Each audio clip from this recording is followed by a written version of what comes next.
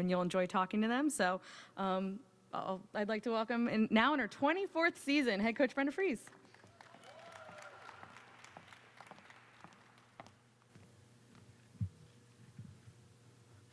Thank you very much, and it is amazing to be able to see all of you guys. I know that we love this time of year.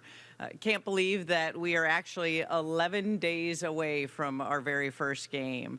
And I know for all of us, we're really looking forward to what this journey is going to be like for us as a team, as well as our entire coaching staff, and watching it unfold. I know for us, it's been a really exciting off season, and I credit that to our staff with all the hard work that they continue to put in to be able to help our roster year in and year out. More than half of our team, we have 7 new faces, plus 3 redshirt freshmen who have been working really hard behind the scenes, ready to play. And what I will share with you is you're gonna love watching this team. We're deep, we're fast, we're athletic, we can defend, and we can score. So our biggest, probably our biggest opponent will be staying healthy. I think we saw that last year, that as long as we can keep the health of our team, great things are going to be in store for us. We're very experienced. We have 5 seniors with a ton of experience and talent. We have 7 players that have all played in the Sweet 16. So we're gonna be lending on that experience that they've had, being able to get that far. And we returned 3 All Big Ten honorees and the ACC tournament most outstanding player on our roster. I want to be able to share, I know you know the faces from last season, and so I want you to get comfortable and be able to know our new faces. And out of the portal, our transfer portal group was ranked number 6 in the country. And we were able to bring in Yarden Garzone from Indiana. They're all-time leaders in threes made, as well as three-point percentage for her. She averaged 14 points, 5 rebounds, 3 assists, and was the leading scorer last year for her team at Indiana. She's also a preseason All-Big Ten first team. Aluchi Okanawa, last year's most outstanding player in the ACC tournament, also was the 2024 ACC 6th Player of the Year, as well as on the all-freshman team. She averaged 10 points, 5 boards, helping Duke to an Elite 8 last season. Our 2 freshmen that we signed last season in the fall, names you're going to need to know: Addie Mack out of Minnesota, and let me tell you, this kid can score. Totaled 4,687 points in high school, averaged 34 points, 6.5 assists through her senior year. Then you got Rainey Wilson out of Wisconsin, averaged 26.4 points, 5 boards, 4 assists, 3.5 steals. You see that she can really do a lot of things well. Another player that is going to provide great depth and really knows how to play. In that later signing period, we were able to go in and be able to sign 3 late international kids, and we're really excited for you to get to know them. Leah Bartelma was listed this past offseason on a lot of the WNBA prospect boards. She's a player that's played in the Euro Cup all summer with some of the best pros in the world. Point guard that's wise beyond her years with a ton of experience. And then we were able to go to Belarus, and Maria Boyko, a 6'4" post player, is someone who, as she's come in here, not able to speak the language, and in 2 months is speaking the language, has really gone above and beyond where she's at, both on the court as well as off the court. She gives us a great presence both inside as well as out, and she was the MVP of the Russian U18 League. And then lastly, we had Nicole Frătea from Romania, and a 6'2" post player who gives us great size inside. She led her national team in rebounds in international play. So we really feel very good going into this. Like I said, the status of our health is going to be important, but our non-conference and our conference is going to get us prepared. You saw last year, we had 11 teams out of the Big Ten that made the NCAA tournament. When you get into Big Ten play, you're going to see it every single night, needing to be able to step up and play. And we currently have 6 teams that are all ranked in the AP poll. that we're going to see. And then as the season unfolds, I'm sure there will be many more. So at this time, I think you can tell how excited we are. And I'll open it up to any questions. Raise your hand for the mic. We'll come around. We'll go to Frese. Hey, Brenda. Hey, Green. You know, you said it, deep, fast, athletic, defense, score. Can you give us a little insight on just the style that you're hoping to play, and also kind of on the defensive end? Because we know in the past that you've kind of liked to be aggressive and trap and play full court and all that kind of stuff. So just kind of what you envision at this point of the year. Yeah, last year we were second in scoring in the Big Ten. We averaged 80.4 points per game. USC was 80.6. I expect this team is even more firepower. I think that average will be up. I think you'll see on the floor where every player that's on the floor can score for us this season. So you're going to see a lot of different weapons that we're going to be able to unfold. And where we're probably most excited is the depth on the defensive end. Through the injuries last year, we were really limited. We had to dial back the full court defense, changing a lot of defenses.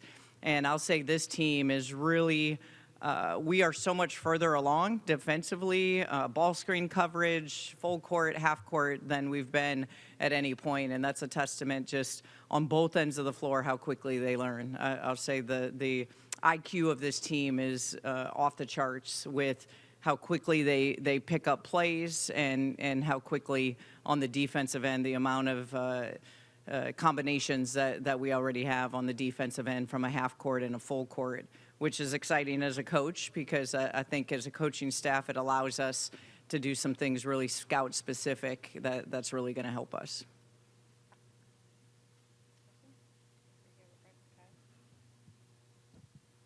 To get even more specific about tactics, Yarden with her size, but then also her shooting, what possibilities, especially in spacing, do you think she can offer you guys on offense? Yeah, I think we're really fortunate with both Yarden and Saylor. They're going to allow us to be able to manipulate a lot of things, both inside and outside, because of their size. And it's really going to be kind of picking on the matchups. As you see a smaller guard or the ability to take somebody off the bounce, be able to go in and post them up. And I love that they both go rebound for us. So you're going to have a lot of great combinations. And, from both of them, specifically, they can shoot the three so well. So you have to be able to respect that. But there's so many more elements to their game that is going to make us really dangerous. Hey, Coach. You kind of mentioned the talented transfer class that you guys have this year. With the transfer rules now, how have you guys kind of changed your philosophy in the offseason regarding the transfer portal? And then I want to know what happened with the Gracie Merkel commitment. I don't think you've commented on that yet. Yeah, I think the great thing is we do a really good job as a staff kind of addressing our needs where we feel like maybe we need to turn some areas to even bigger strengths. And I think twofold for us when we went in the portal, we felt we needed to get additional three-point shooting as well as defensively athleticism. And I thought our staff nailed that with both Yarden and Alucci. So I thought we were able to do a terrific thing. Gracie Merkel, I think you saw that, you'd probably have to ask her the question why she decided to go back. The rules in play for now that she signed and committed to us, and then after 6 to 8 weeks, had a change of heart and decided to go back to Penn State.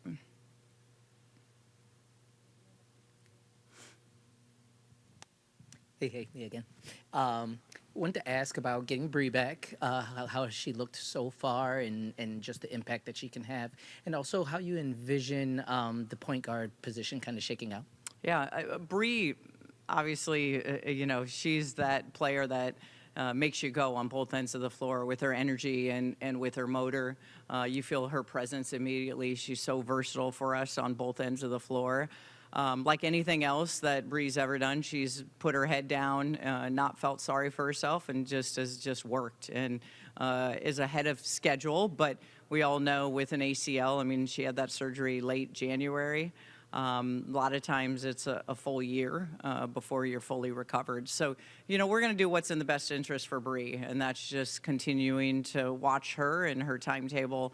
But she's doing a phenomenal job, Trying to remember your second question. Point guard. Yeah, I think, you know, again, how different things unfold. And, you know, Kendall Walker redshirted last year, so we actually have 3 freshman point guards, which I will say for me and our staff is a phenomenal luxury when you think about the course of all 3. They're all different. They all bring different intangibles, which is what you want. You don't want your point guards to be the same. And I think that's the great thing you see within our team, that you're going to see, you know, when we need 3-point shooting in a zone or we need to pick up full court, those are all different lineups within this team. And our point guards all present differently, which I think is going to be a great thing depending on the team. I will say this, I don't see them specifically only playing one at a time. They can be on the floor together. And when you have 2 floor generals that have IQs and can run your team and can put them in positions to be successful, as well as be able to score it, which all 3 can do, I think that's a great situation for you to be able to have on a roster. Brenda, with the new facilities that you have, how important was it to get it, and how it's going to help your team this season? It was really important. It's been a long time coming, and it is a game changer as we've been able to bring recruits in, to be able to see it. It's first class all the way. I think, you know, as you talk to our players, this is their second home. They spend so much time here. These players come in here to want to play at the next level and to be able to have all the amenities that are in play in this brand new facility, and all the way from, you know, their locker room, lounge, weight room, as well as the recovery system. So it's first class, and it's a game changer for us. Hey, Brenda. Recruiting has always been the lifeblood of any program. It's probably even more so now. You can agree or disagree given the landscape. If you had a pie chart of the time and resources you put into things, what percentage would recruiting be on that pie chart? I don't think that's changed. I mean, even though the climate has changed, I would put that pie chart at probably 85%. Recruiting is every day. It's an everyday, on the players that you're recruiting. I think it's changed a little bit through high school as well as out of the portal, but I think, like you were able to see this year for us, there were a lot of positives. Obviously, when the change happened with Gracie Merkel, I feel really grateful that we were able to go find 2 awesome players to be able to add to this team that have made, both Maria and Nicole have made terrific impacts within our team. So I think it allows you within your roster to be able to, based on your connections and based on how you work, and I know how hard our staff works, you're able to really, put a lot of great pieces together. Quick follow-up, Yeah. if I can, Rose and Brenda. 5 countries besides the U.S. Represented on this team. Does that reflect your philosophy? Does that reflect the globalization of basketball? Both? Yeah, we've traditionally had 2 or 3 players internationally on our roster every year. So that element hasn't changed. Where it has changed is the climate overseas. They now are able to come over here and be able to get degrees, as well as, be a part of NIL and rev share. So I think those are all healthy elements that have allowed them, when you're overseas and you aren't able to get your degree, how valuable a degree is. And so it is changing. We get calls now all the time from agents overseas and players that are overseas that want to come into play. And I'll say, talent is talent. When you look at our 5 international players, they all can play. They have really high IQs. They're really skilled and are making a big impact on our roster. Hi, Brenda. Kind of going off that, your 3 international freshmen, Lee, Maria, and Nicole, can you break down the process of how you got them to commit to Maryland, and what impact have they had thus far on the program? Yeah, I think, once you have a lead, which was the case with all three of them, then you're able to kind of do your homework, and I think that's where our staff does a really good job. Is you'll receive a name, whether it's from an agent, whether it's from a coach, or that player putting themselves in that position to want to come over. And as soon as we were able to receive, all three names, I mean, we just went to, finding film, to being able to, watch their game, and then trying to see if it's going to be a fit for what we needed. So, again, I think our staff did a phenomenal job of really kind of honing in on the three that we really felt like we needed from depth and experience, and we were able to secure that in all three.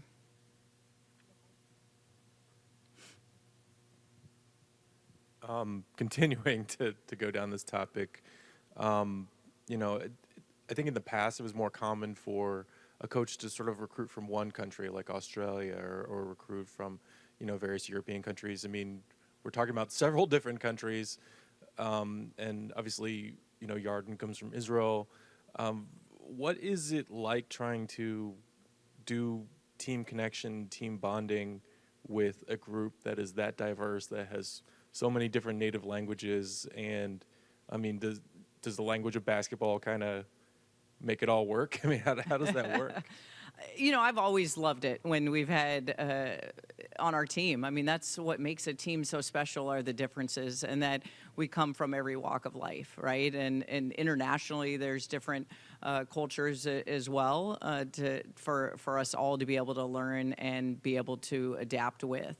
I, give a lot of credit, well, one, to the University of Maryland, the system that we have in play to be able to help these players come in and transition, to be able to see Maria come in with very little English, to now see the conversations you can have with her, is truly something really special to be able to watch unfold. And then I credit this team, because I think they were very intentional.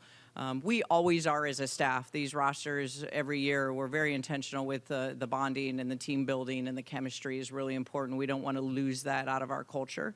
But this team, from the minute they stepped foot on campus this summer, they took it. And this is where you see a team that knows how to separate with their chemistry. We didn't have to provide it this summer, because they already were there. Like, I think, Yarden coming in, she knew what it was like her freshman year at Indiana, and what that feels like. So as she came in, and all of our players did this, Mir McLean is international relations. Like, she wants to speak as many languages with her teammates that she possibly can. And like, when you talk about the chemistry that they've had in this summer, it has been to bond, to spend that time together, to make everyone comfortable. And they all came over at different times because of schedules.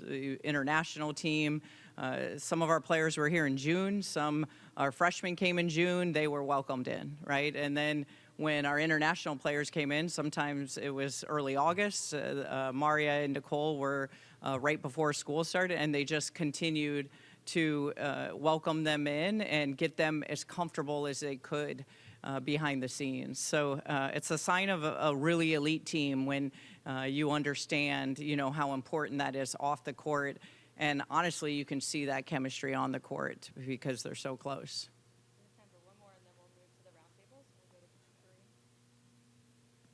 One more for me.